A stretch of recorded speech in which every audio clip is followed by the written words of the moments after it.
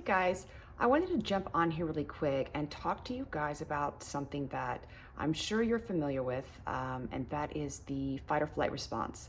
Wanted to jump on here just because, I am like a sponge for knowledge. I truly believe it's been my experience, and I truly believe that the more we know about ourselves, right, the more we know ourselves, every aspect, why we think the way we do, why we see the things, how we interact with our environment, the actual biological and physical, responses and processes in our body, how that knowledge of self, of the total self, right, how that is the thing that empowers us for true, lasting, positive transformation.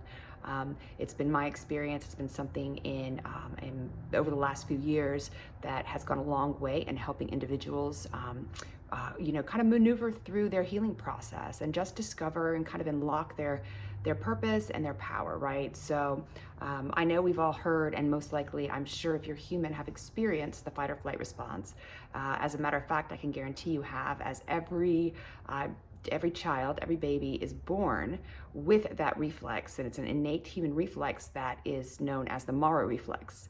The Moro reflex is very similar to the startle reflex, which I'm sure you're very familiar with, right? That's where an infant's nervous system picks up on some sort of perceived threat, whether it's a bright light, loud sound, maybe a shaking, sudden shaking, and it causes the child to take a deep breath in, throw their arms back, throw their legs back, right? That is actually the Moro reflex that is part of the innate reflex that evidences this fight or flight response, right? So the fight or flight response is a process in the body. It's a physiological, biological process in the body that starts with there being some sort of a perceived threat in the environment. Something happens, regardless of what it is, in our brain. There has been some sort of, whether it is an instinctual, everyone's born with it, right? And that is like the most fundamental thing, right? The schema that we have, whether it's that or whether it is something that we have in our perception, the lens we view things, that we have come to associate certain environments, certain situations as being threatening to us in some way, right? So when the nervous system registers something in our environment that fits with that association, in our mind, our subconscious mind, wherever it may be, right, it sends a signal, right? And so it's an autonomic process, meaning it's part of our autonomic nervous system, which is unconscious. We don't get to, choose or decide when this happened. It's an automatic process, right? And so underneath this autonomic branch of the nervous system, involving the fight or flight response, you have the sympathetic, and then you have the parasympathetic nervous system, right? So the process begins where there's a perceived threat that happens, right? There's a decision or judgment, whatever, that's made. The sympathetic nervous system then fires and sends a signal to the brain that then comes into the brain through the amygdala, which is really is the hallmark, the bed of emotional regulation. There is a value or a value assigned that then leads to an emotional intensity or response that then signals to the hypothalamus, which then is responsible for regulating and releasing the hormones that are associated with the fight or flight response. Things like cortisol, norepinephrine, all these different things that then signal to your body to undergo certain processes, right? So your blood vessels contract, your heart rate speeds up, certain systems, your bladder contracts, certain things happen to prepare the body for a fight or flight response, how it's going to respond, right? And so the intensity with which the threat is perceived, the intensity of how threatening it is, then correlates to what the physiological response is in the body, which then is a motion towards the action and response that we have, right? Whether we flee or fight, right? And then on the other side, once that process has gone through, right, once the threat is diminished or something has happened, right, then on the other side of that, underneath the autonomic branch, you have the parasympathetic nervous system. Okay, the parasympathetic nervous system is responsible for then bringing the body back into a state of equilibrium, which is known as homeostasis, right? So everything in our universe, on the most macro level down to the most micro level, functions on this idea of equilibrium, balance, homeostasis. right? There is an equilibrium that is there, that is a rest equilibrium. And everything, you think about the sympathetic with the parasympathetic, everything works in interaction with the environment to where when one is triggered, the sympathetic that causes these responses, then once it gets to a certain point, a threshold is met where now the threat is no longer there. The situation is no longer present. Then you have the parasympathetic nervous system that brings it back into balance, right? So when we are younger, or even we can take it back further, in animals, just in animals, right? This evolutionarily imprinted fight or flight response exists for all animals, and that is a basis of survival, fitness, survival of the species, right? So the species that are the most fit, the ones that reflect the most strength, right? It's to make our genes and the evolution of the species selected for fitness, right? So it's the same thing, right? So but it's very instinctual. There's no cognitive, conscious perception that then plays into that. It is an if this, then that. It's an automated, right? And so one of the things that does play into it, though, when you start talking, so now you come to an infant, right? The only thing an infant knows, it is very instinctual. There are instinctual needs. They need to sleep. They need to be fed, right? And they need to be safe, right?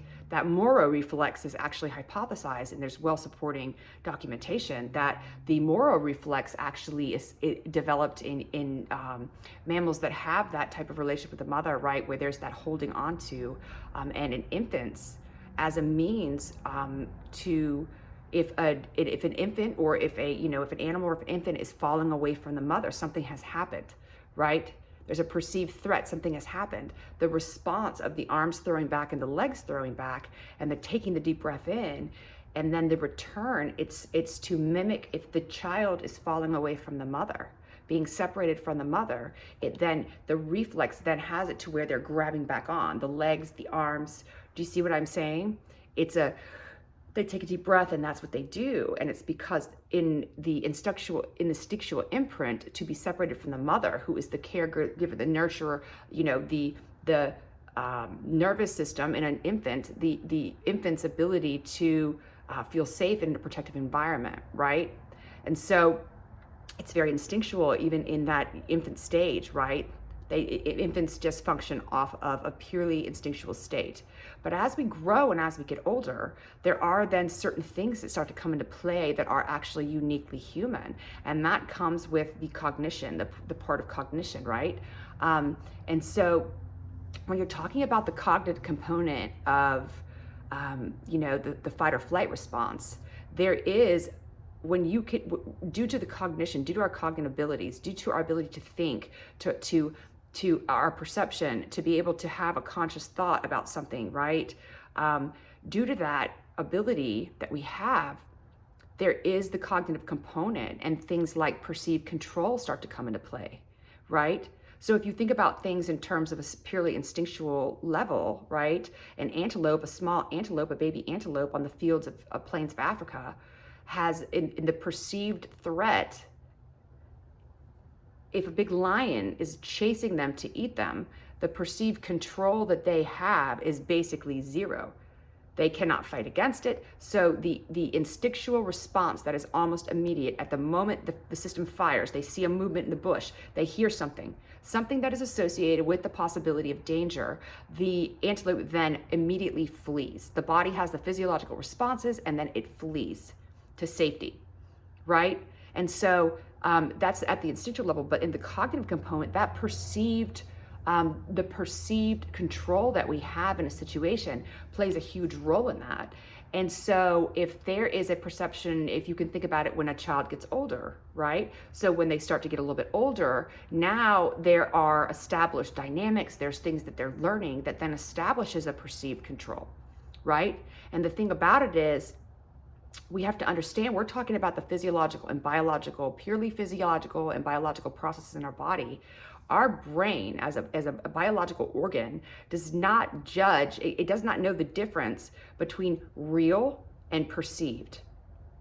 Everything is registered everything is registered the same. So there's no, there's no judgment. The brain is an organ, and the physiological automated processes that happen, they do not go through anything there's no judgment. So even if there is no threat, right?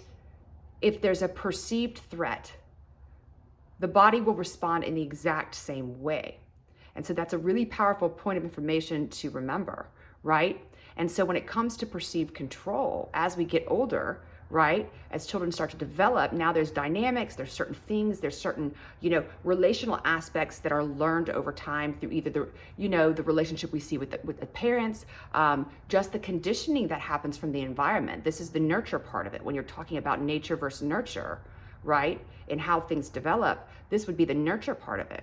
So then a perceived control for a child, like maybe an elementary school aged child, in an example where they are at school and there's something going on in the classroom or something like that happens, their perceived control in a dynamic where there's an authority figure and then them is very little.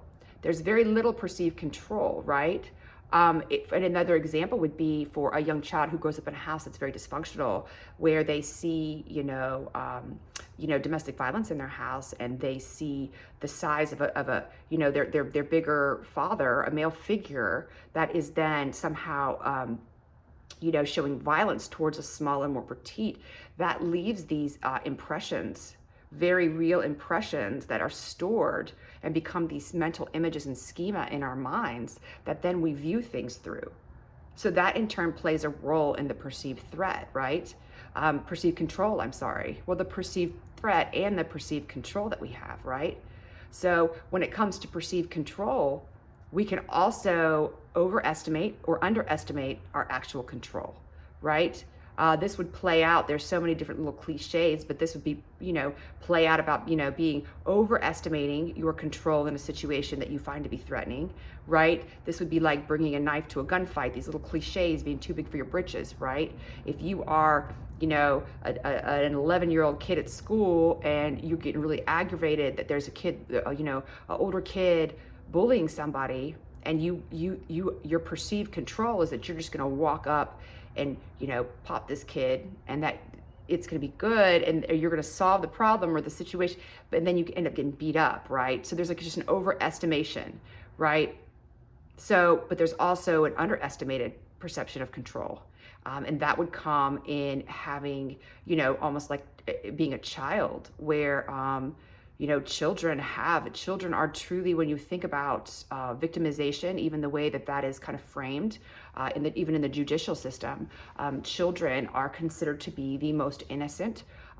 Crimes against children are always persecuted at a much more severe level. It's viewed by all of society in a much more severe way, because you are viewing it, you're talking about a crime that's being done to a young child who is truly does not have the ability to defend, does not have the mental ability to be able to, or emotional maturity to be able to handle things. And so therefore, having that perceived control, you see what I'm saying? So having an underestimated idea or perception of your control in a situation, that puts you, that's where we end up with things where we have, people who really feel powerless in every situation. They feel that they do not have any ability to help themselves, to change anything around them. And that really leads into the victim mindset mentality, right? Where you truly believe that you have no perceived control over some threat against you, right?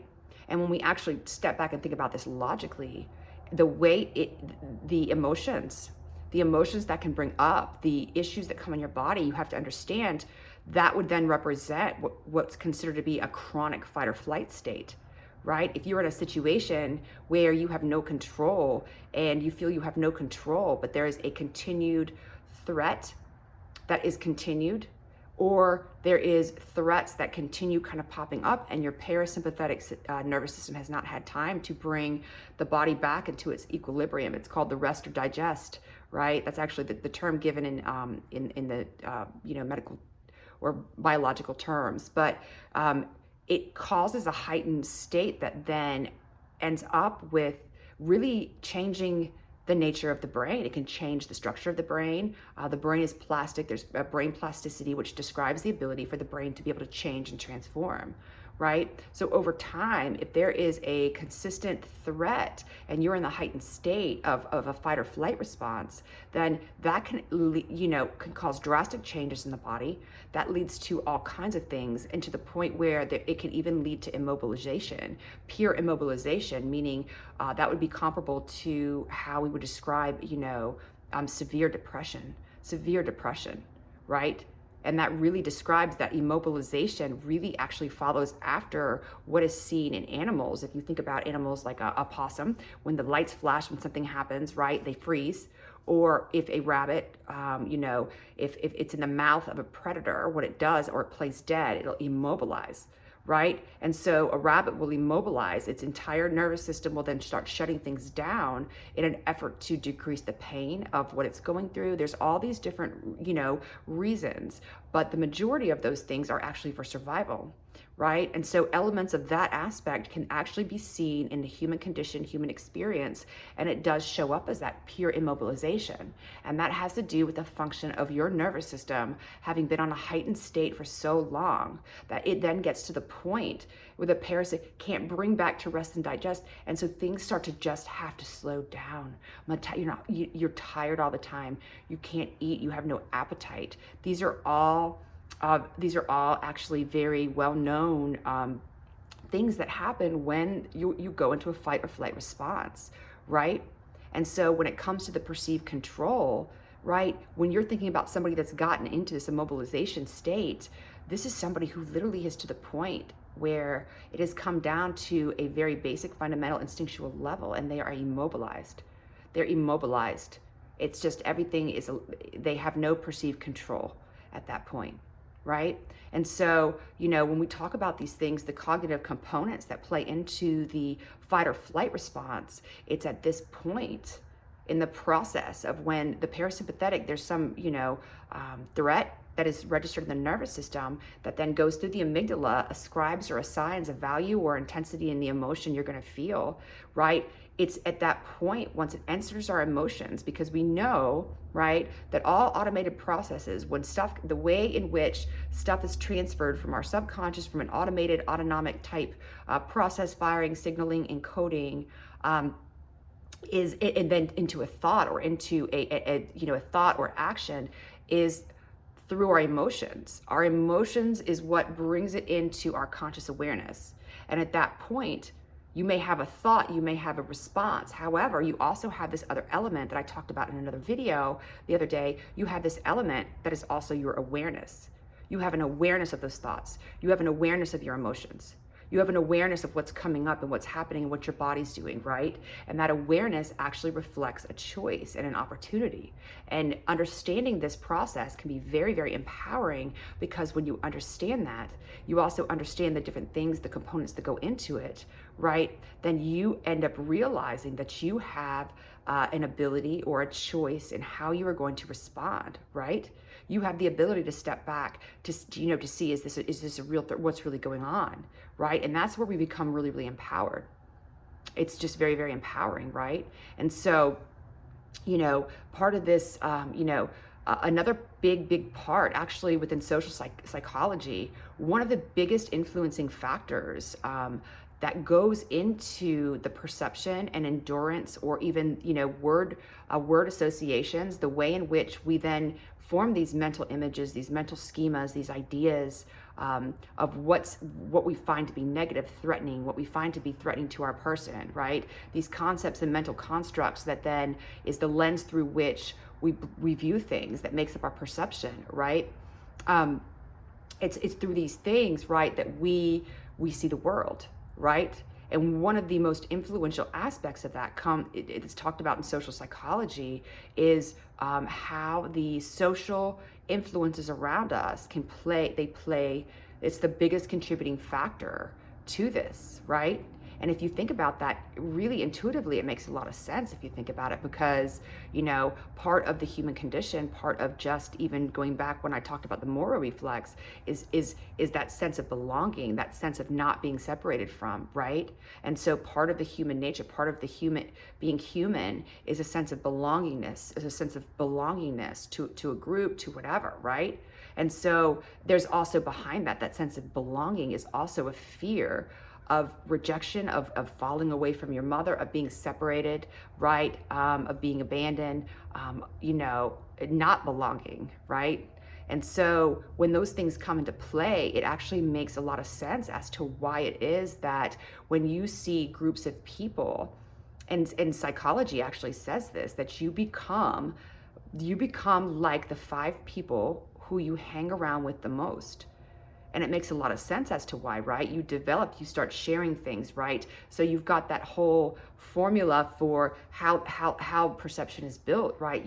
You have people that you feel resonance with, right? You have people who agree with you, get along with, that give you a sense of belonging, make you feel safe, right? And so then when you have an idea, your beliefs, they start sharing those things, right? And then what ends up happening is then you start looking at the group around you and associating with the group around you that makes you feel safe. It gives you a sense of internal consistency, right? And so, when you're talking about how perception plays into these biological and physiological processes, it's really important to understand all of the contributing factors and to be able to really find ways to objectively measure, or to be able to step back and ensure that the responses that we're having actually align with certain things, right? Let me give you an example. A couple days ago, I was on my way home and I was doing a U-turn. And as I was doing the U-turn, for some reason, now I had noticed a car that was going to come. So I was doing a U-turn. There was a car that was going to turn right, an SUV, but I saw it slow down. It was going to stop. And as I did the U-turn, for whatever reason in my peripheral vision, for some reason, I sensed it. I thought that the SUV was pulling out. It was about to broadly hit the side of my car as I was doing the U-turn, right? My young son was in the car. In my peripheral vision, I caught something. And immediately, in my arm, my mommy arm shot across the car, right? And when I looked over though, the car was still sitting there. It had never moved, right? So that is a perfect example of how I had a perceived threat for whatever my peripheral vision, whatever it was. There was a perceived threat that was in my estimation, a car smashing into the side had an intensity of reaction that automated an immediate response it was as though it passed straight through my ability to even know it was happening until after it happened, if that made sense, because it was the pattern in my mind is when cars crash bad, it was a threat. It was an immediate threat to my safety and survival, right? So in that point, the response that I had was as though it was actually happening. There was no difference. It didn't matter that the car didn't pull out, right? And so that plays a huge, that's just a really good example of it, right? And so when we're talking about how all of these things work together and how, we interact with our environment, how, just how things work, we can see, or I hope just even in the information I presented, you can kind of see now how all of these things work and like, okay, you know what? And really just start to just think about it more in depth, right?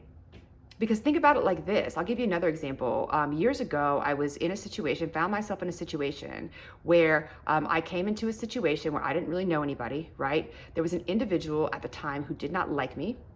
And so their way of dealing with that, right, was to recruit a bunch of people to agree with them. So they're, just said some stuff about me, was gossiping and just telling a lot of things that were not true, right? But what that ended up doing was that ended up molding the perception and lens through which the people who they started to get together, they started to hang out all the time, right? And so what ended up happening was it molded the lens, it molded the perception that those people had of me, right? And even though I had no interaction with them, even though, I did know what was going on, I never went and started anything. I never even went and addressed it, to be honest with you.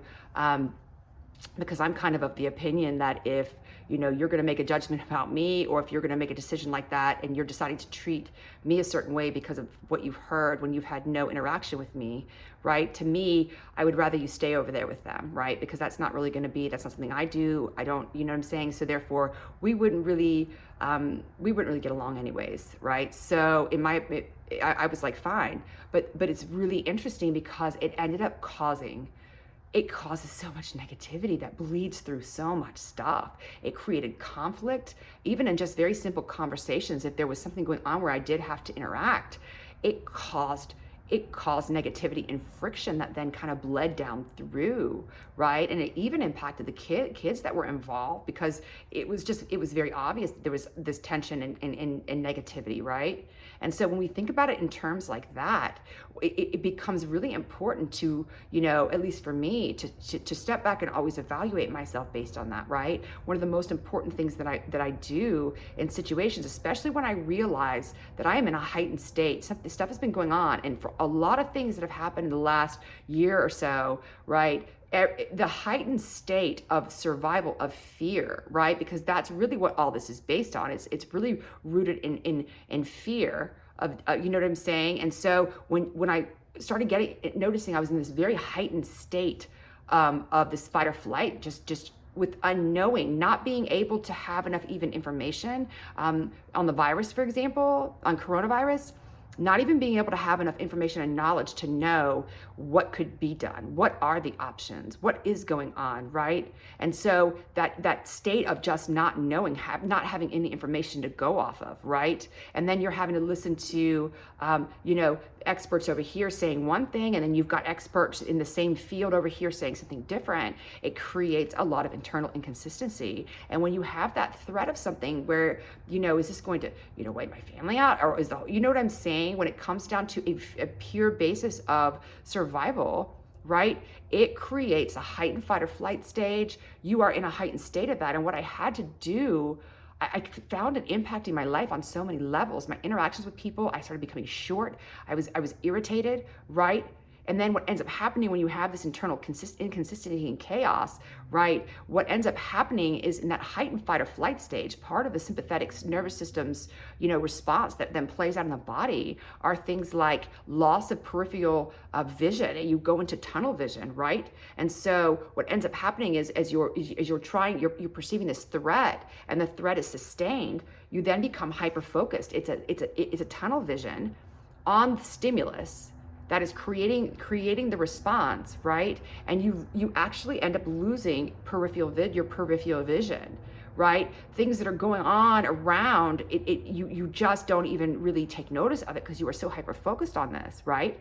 There's also your hearing. Your hearing tunes in. The systems work in tandem, right? They work in tandem, and so even your hearing auditory system, it tunes in. It causes hearing loss to other things in the environment, or cues in the environment that are not being associated with what your tunnel vision is being. You see what I'm saying? And I think we could see that in the way that so many people, I have read so many comments over the last year related to so many situations where people have echoed the similar sentiment, and it's this. People who I've known forever seem to be completely different. People I would have never thought, I never thought that they'd act like this. People are turning into the changes they've seen in people, in the interaction, people they've known forever, families having such deep conflict over something that it's causing rifts and massive division in the family, right? And so we can see, that actually it makes some sense. But the problem is when our parasympathetic nervous system, right, when the chaos around us, there's no consistent information coming in that makes us feel as though we have a hold on it to feel safe again, right? When we don't have that, and it's heightened, what ends up happening is what I talked about in these sustained chronic states of fight or flight, right?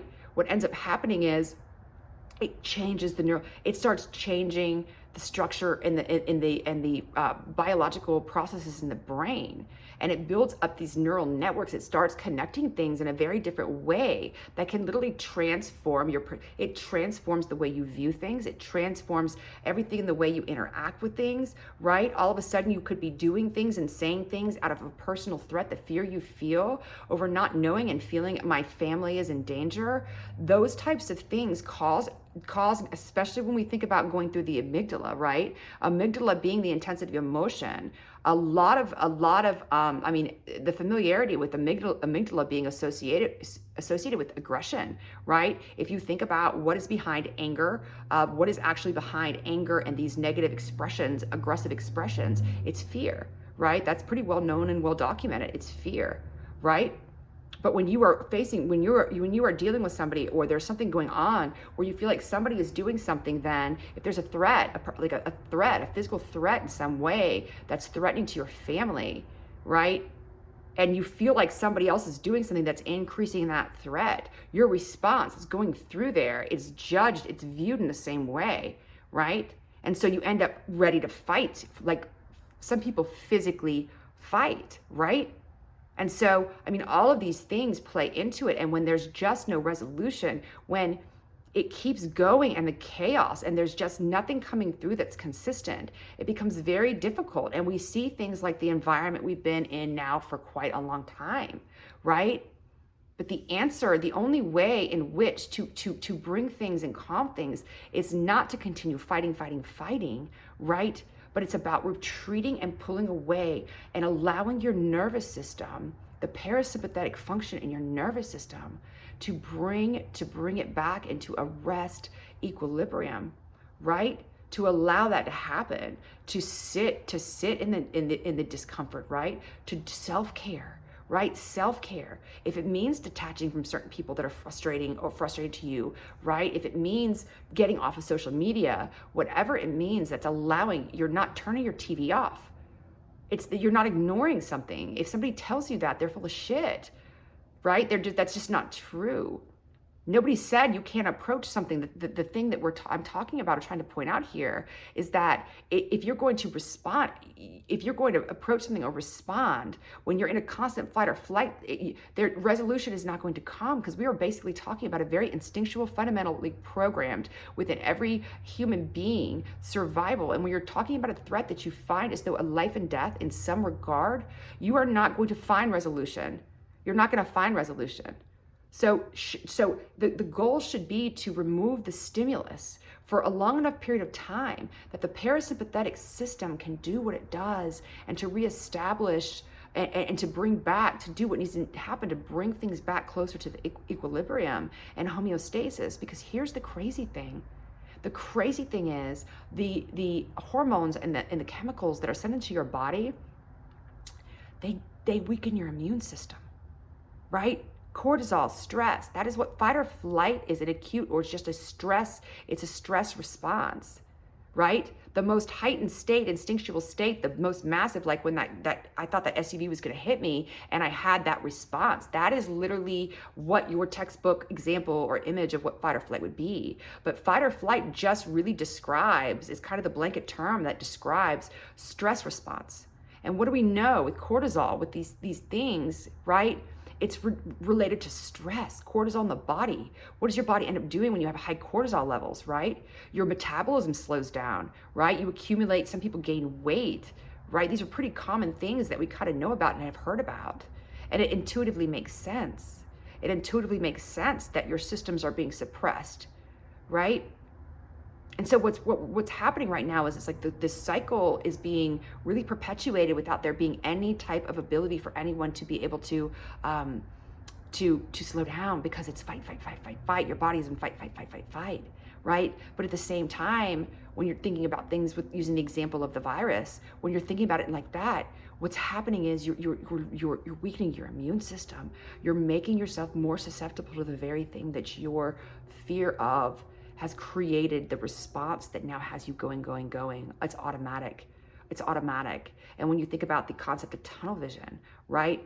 When your vision of stuff becomes tunneled, evidence to the contrary. This is why you see people bickering and fighting and going back, and they're not even talking about the same thing on Facebook or just in anything.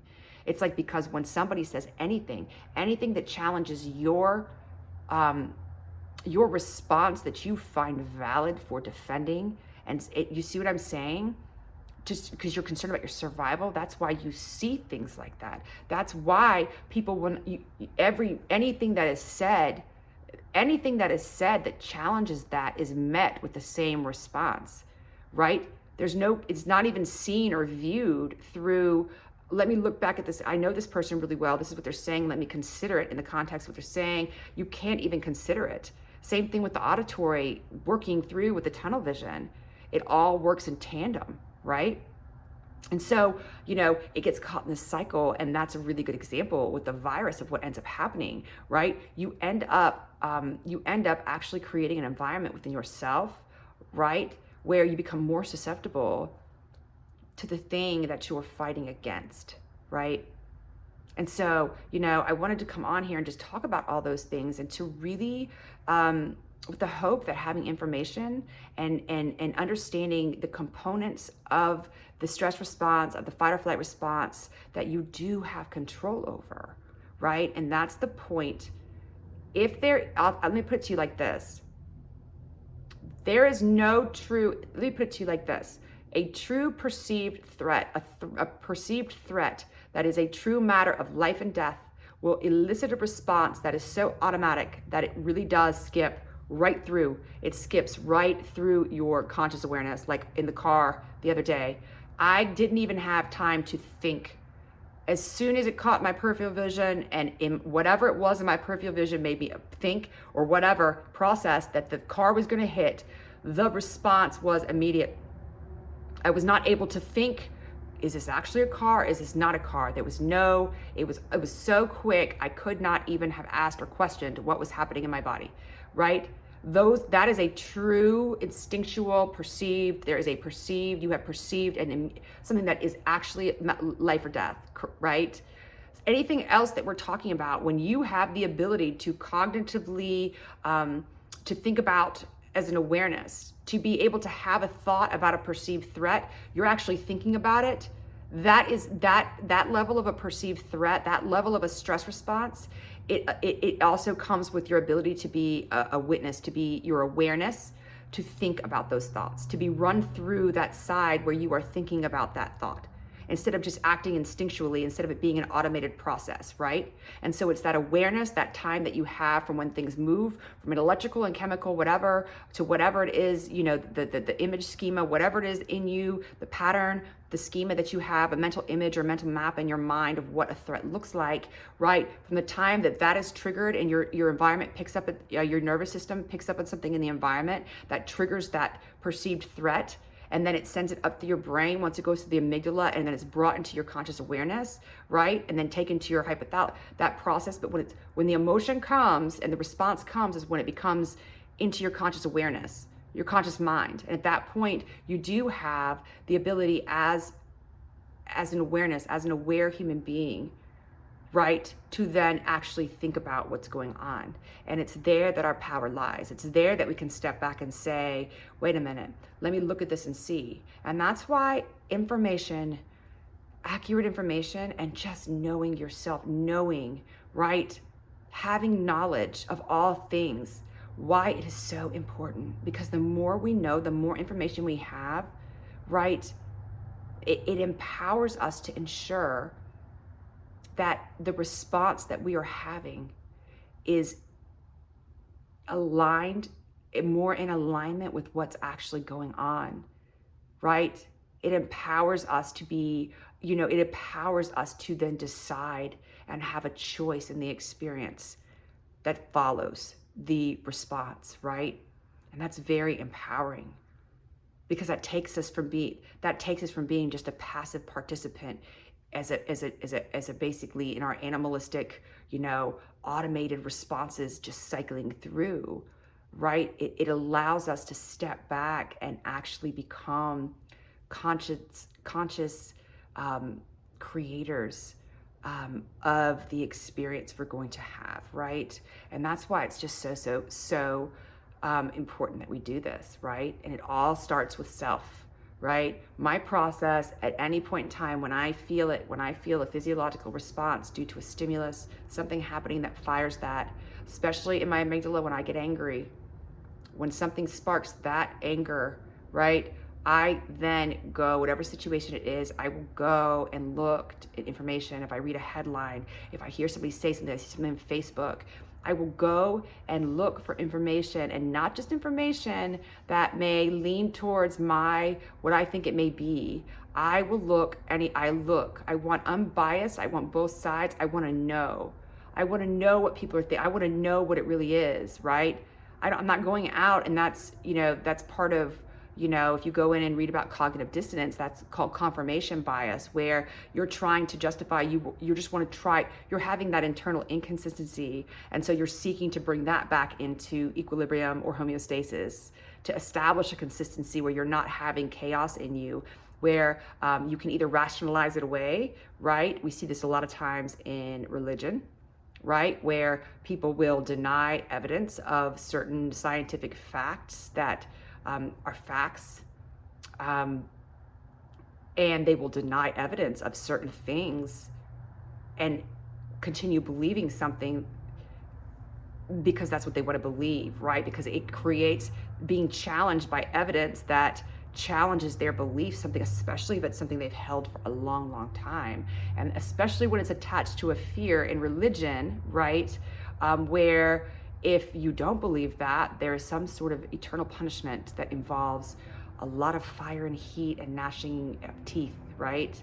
So when it comes down to that, you've got those two elements of it again, right? So when it becomes challenging, a person will either rationalize it away, right? And that's a good example, religion, or there's a confirmation bias. And what they'll do is they will go out and look only for information.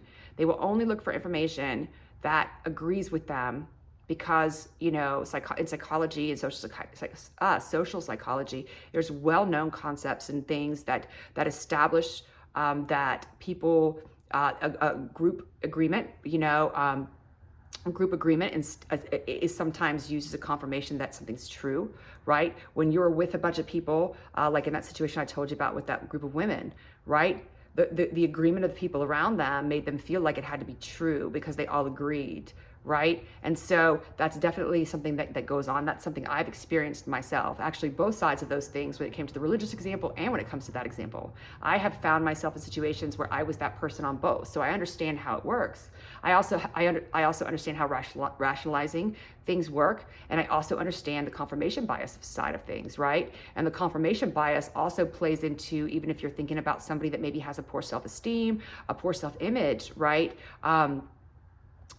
They could walk into a room and there could be 20 people that make a positive comment about how they look, if they're self-conscious about their body, right? There could be 20 people that compliment them, tell them they look beautiful, tell them they look great, right?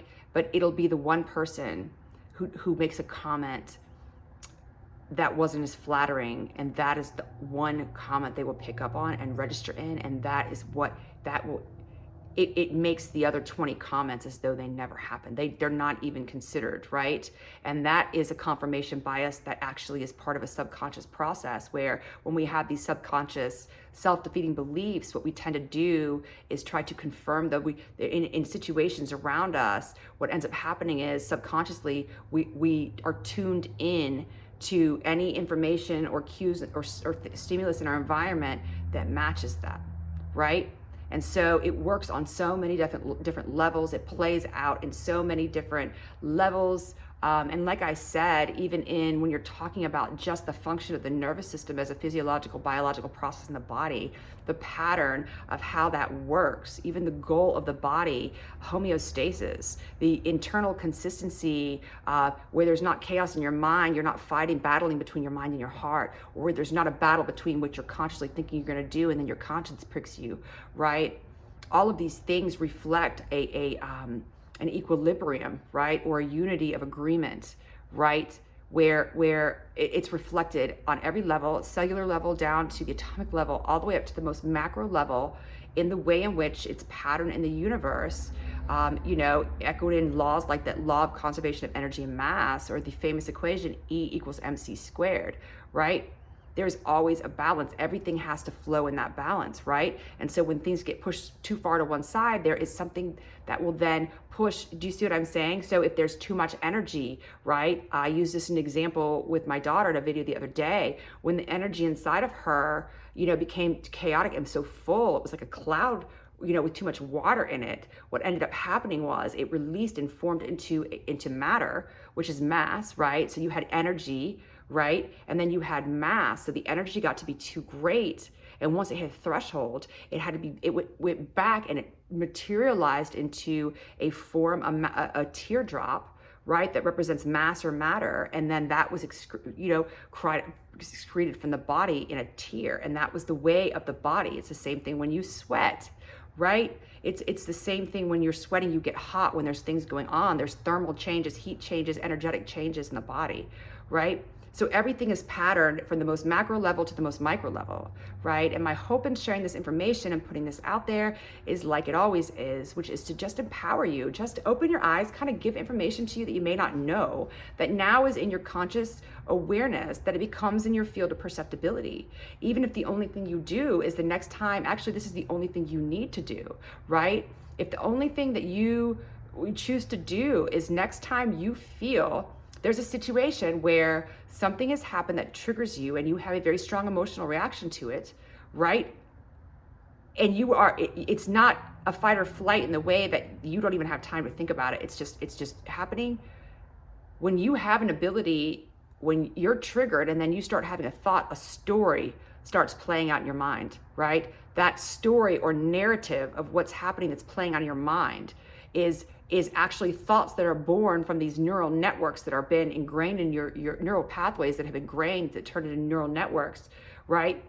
That have been ingrained in your mind, that are heavily connected, right? That then triggers and fires these stories based off all of the memories stored in your mind, based on experience, your life experience, based on so many things, even your genetic factors down to a DNA level, right?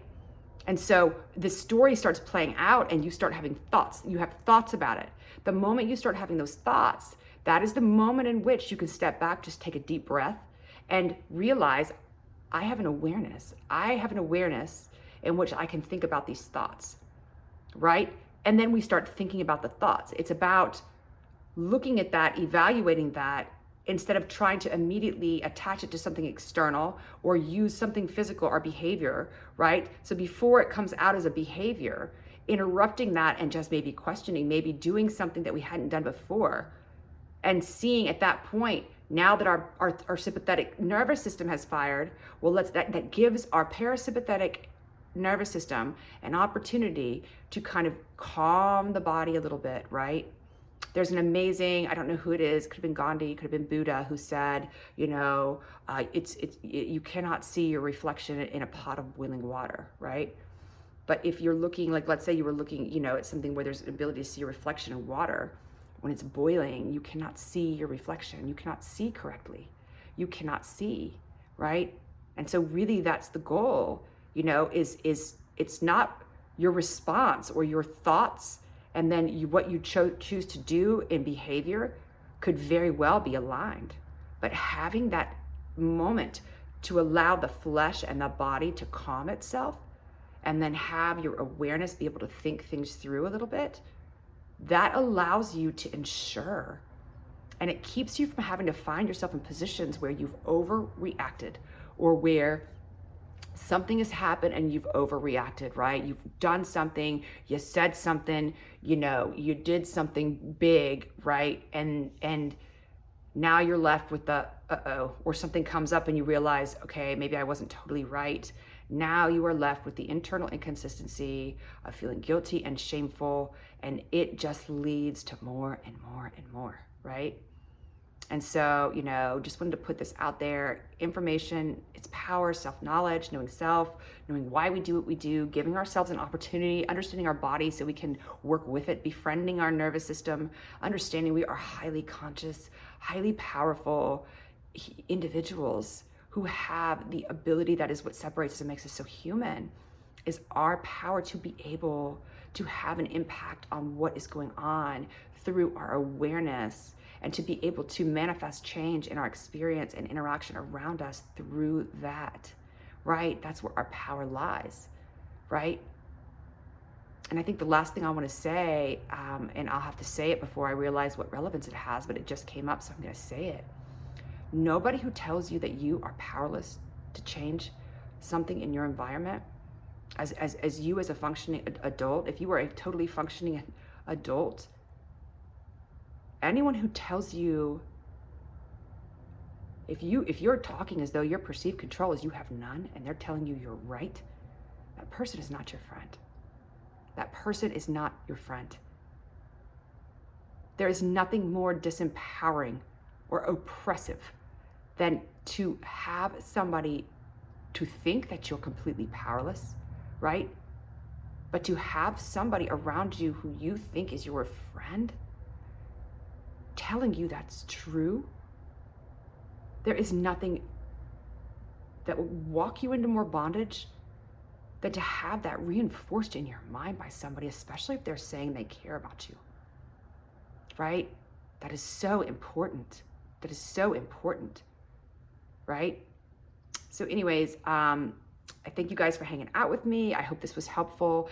If you're interested in hearing about more, if you want to, connect, I do empowerment coaching, like I mentioned. Go check out my website, www.reintegrativewellness.com. If you'd like to set up a session, it's no cost to you. I do, my introductory sessions are totally free. I just want to connect. Let's see if we can find ways to connect, right? Because I want to empower you. I want you to become a conscious co-creator of a life that aligns with what you desire, right? That's empowering for you, right? Because that's the truth. You have the ability to do all of these things, right? And so, if you're interested in that, like I said, I want to book a session. You can email me at reintegratedwellness@gmail.com. I've got such a heart. I got such a heart for this. People, my passion, my purpose is to empower people. I don't want to answer. I don't want to tell anybody what to do. I don't want to, my purpose kind of as a healer, as somebody, as somebody who has transformed their life and is now coming in and just sharing the ways in which things help me, and that I found success in being able to maneuver through these things and affect true lasting and transformation in my life and the lives of people around you, and to really manifest and experience a life experience that matches, right? That's so much more aligned, right? It's not to tell you, right? The purpose, one of my other favorite quotes is the purpose of being a healer. A healer is not somebody who heals you, right? It's just somebody who comes along and sparks your remembrance and empowers you through that remembrance in a way that sparks the healer in you, that empowers you to realize who you are and what you're able to do, right? And that you are fully capable. Within you is everything you need to truly heal and to transform, right? And so, that's really my goal, my purpose. That's my heart. I'm so passionate about it. So anyways, like I said, if you're interested in check out the website, you can do that. If you want to book a session, let's connect. Email is reintegrativeWellness@gmail.com. Also, I will be opening up I'll be doing a course starting next week. I'll let you guys know. This course is going to be developing self-awareness. It'll have a free ebook and a little workbook. It's just really kind of the fundamental, just really touching on, the foundational principles and things that kind of set the stage for how to develop self-awareness, right? Which is empowerment, right? So I will be sharing more information about that. You guys have a brilliant remainder to your day. I'll chat with you guys soon. Thanks.